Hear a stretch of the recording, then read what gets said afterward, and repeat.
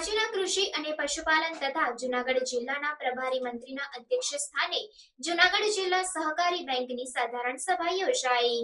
રાજ્યના કૃષિ અને પશુપાલન તથા જૂનાગઢ જિલ્લાના પ્રભારી મંત્રી રાઘવજીભાઈ પટેલના અધ્યક્ષ સ્થાને જૂનાગઢ જિલ્લા સહકારી બેંકની 65મી અને શ્રી સાવજ જૂનાગઢ જિલ્લા સહકારી દૂધ ઉત્પાદન સંઘની 15મી સાધારણ સભા યોજાઈ હતી। આ પ્રસંગે મંત્રીએ ગુજરાત સરકારના ₹11 કરોડના અનુદાન સહિત કુલ ₹35 કરોડના ખર્ચે ખોખરડા ગામ નજીક નિર્મિત થનાર પનીર પ્લાન્ટનું પણ ખાતમુહૂર્ત કર્યું હતું। જૂનાગઢ કૃષિ યુનિવર્સિટી ખાતે આયોજિત આ વાર્ષિક સાધારણ સભાઓ પૂર્વે પ્રાકૃતિક કૃષિ શિબિર પણ યોજાઈ હતી। આ પ્રસંગે મંત્રી રાઘવજીભાઈ પટેલે સંબોધતા જણાવ્યું હતું કે ખેતીની સાથે પશુપાલન વ્યવસાય અપનાવવામાં આવે તો ખેડૂતોને એક નિશ્ચિત અને સ્થિર આવક પ્રાપ્ત થઈ શકે છે। ઉત્તર ગુજરાત, મધ્ય ગુજરાત સહિતના પ્રદેશોમાં પશુપાલનના વ્યવસાયથી લોકો